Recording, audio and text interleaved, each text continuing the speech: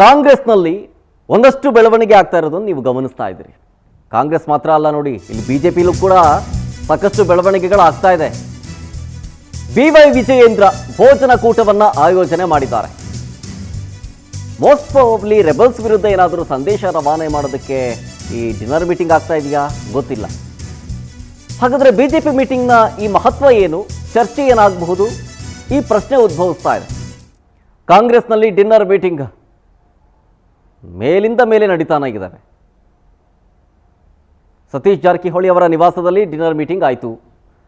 ಅದಾದ ಮೇಲೆ DK ಶಿವಕುಮಾರ್ ಅವರು ಕರ್ನಾಟಕದಲ್ಲಿ ಇಲ್ಲದೇ ಸಂದರ್ಭದಲ್ಲಿ ಡಿನ್ನರ್ ಮೀಟಿಂಗ್ ಮಾಡಿದ್ದು. ಆಮೇಲೆ ಹೋಮ್ ಮಿನಿಸ್ಟರ್ ಕಡೆಯಿಂದ ಡಿನ್ನರ್ ಮೀಟಿಂಗು ಕೂಡ ಪ್ಲ್ಯಾನ್ ಮಾಡಲಾಗಿತ್ತು. ಆಮೇಲೆ ಹೈಕಮಾಂಡ್ ಮಟ್ಟದಿಂದ ಅದನ್ನು ಸ್ಟಾಪ್ ಮಾಡಿಸಿದ್ರು. ಈ ರೀತಿಯ ಬೆಳವಣಿಗೆಗಳು ಆಗ್ತಾ ಇದ್ದಾವೆ. ಒಂದಷ್ಟು ಚರ್ಚೆಗಳು ಕಾಂಗ್ರೆಸ್ನಲ್ಲಿ ಆಗ್ತಾ ಇದೆ. ಈ ಬೆನ್ನಲ್ಲೇ BJPಯಲ್ಲೂ ಕೂಡ ಈಗ ಡಿನ್ನರ್ ಮೀಟಿಂಗು. ಪುತ್ರ ವಿಜಯೇಂದ್ರ ಸಾರಥ್ಯ ಮುಂದುವರಿಸೋದಕ್ಕೆ ರಾಜಾಹುಲಿ ಎಂಟ್ರಿ. ರಾಜ್ಯಾಧ್ಯಕ್ಷರ ಬದಲಾವಣೆ ಕೂಗು ಕೇಳಿ ಬರ್ತಿತ್ತಲ್ಲ, ಈಗ ನೋಡಿ ಸ್ವತಃ ರಾಜಾಹುಲಿಯೇ ಎಂಟ್ರಿ ಕೊಡ್ತಾ ಇದ್ದಾರೆ. BSY ಸಲಹೆಯ ಮೇರೆಗೆ ಇವತ್ತು BJPಯಲ್ಲಿ ಮಹತ್ವದ ಮೀಟಿಂಗ್ ಆಗುತ್ತೆ. ಎಲ್ಲ ಮಾಜಿಗಳ ಸಭೆಯನ್ನು ಕರೆದಿದ್ದಾರೆ BY ವಿಜಯೇಂದ್ರ. ಈ ಮೀಟಿಂಗ್ಗೆ ಮಾಜಿ ಶಾಸಕರು, ಮಾಜಿ ಸಂಸದರು, ಮಾಜಿ ಪದಾಧಿಕಾರಿಗಳು ಬರ್ತಾರೆ. ಮೀಟಿಂಗ್ನಲ್ಲಿ ಭಾಗಿಯಾಗ್ತಾರೆ. 200ಕ್ಕೂ ಹೆಚ್ಚು ಮಾಜಿಗಳ ವಿಶ್ವಾಸವನ್ನ ಗಿಟ್ಟಿಸೋದಕ್ಕೆ BY ವಿಜಯೇಂದ್ರ ಕಸರತ್ತು ಮಾಡ್ತಾ ಇರೋದು. ಹಾಗಾಗಿಯೇ ಈ ಭೋಜನ ಕೂಟ. ಸೊ ಈ ಭೋಜನ ಕೂಟದ ಜೊತೆಗೆ ರೆಬಲ್ಸ್ಗಳಿಗೂ ಕೂಡ ಕೌಂಟರ್ ಕೊಡೋದು ಫಿಕ್ಸು. BSY ಇವರ ನೇತೃತ್ವದಲ್ಲೇ ಸಭೆ ನಡೀತಾ ಇರೋದು ಕುತೂಹಲ ಕೆರಳಿಸ್ತಾ ಇದೆ. ರೆಬಲ್ ನಾಯಕರ ವಿರುದ್ಧ ಹೈಕಮಾಂಡ್ಗೆ ಸಂದೇಶ ರವಾನಿಸೋ ಬಗ್ಗೆ ಚರ್ಚೆ ಆಗುತ್ತೆ. ಭಿನ್ನರ ಗುಂಪಿದೆಯಲ್ಲ, ಅವರ ವಿರುದ್ಧ ಕಟ್ಟುನಿಟ್ಟಿನ ಕ್ರಮ ತೆಗೆದುಕೊಳ್ಳಬೇಕು ಅನ್ನೋ ಕುರಿತು ಕೆಲವೊಂದಿಷ್ಟು ಚರ್ಚೆಗಳು ಆಗುತ್ತಾ ಈ ಡಿನ್ನರ್ ಮೀಟಿಂಗ್ನಲ್ಲಿ, ಮಾಜಿಗಳ ಮೀಟಿಂಗ್ನಲ್ಲಿ ಗೊತ್ತಿಲ್ಲ. ಪ್ರಶ್ನೆ ಮೂಡ್ತಾ ಇದೆ.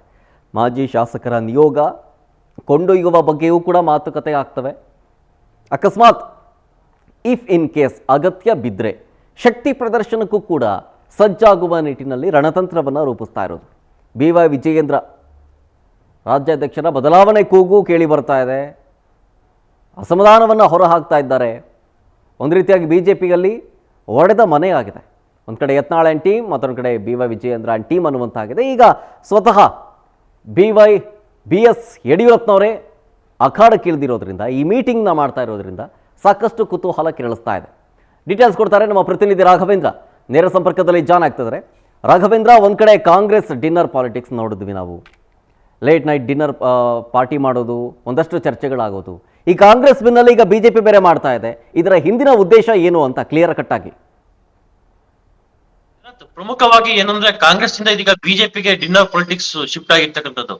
ಯಾಕಂದ್ರೆ ಕಳೆದ 3 ದಿನಗಳಿಂದಷ್ಟೇ ಮಾಜಿ CM ಬಸವರಾಜ ಬೊಮ್ಮಾಯಿ ಹಾಗೆ ವಿಪಕ್ಷ ನಾಯಕರಾಗಿರ್ತಕ್ಕಂಥ R ಅಶೋಕ್ ಮತ್ತೆ ಸುನಿಲ್ ಕುಮಾರ್ ಅವರು ಒಂದು ಹೋಟೆಲ್ ನಲ್ಲಿ ಭೋಜನ ಕೂಟವನ್ನ ಆಯೋಜನೆ ಮಾಡ್ಕೊಂಡು ಅಲ್ಲಿ ಕೆಲವೊಂದಿಷ್ಟು ರಾಜ್ಯ ರಾಜಕೀಯದ ಮತ್ತೆ BJPಯ ಆಂತರಿಕ ವಿಚಾರದ ಬಗ್ಗೆ ಚರ್ಚೆಯನ್ನ ನಡೆಸ್ತಾರೆ.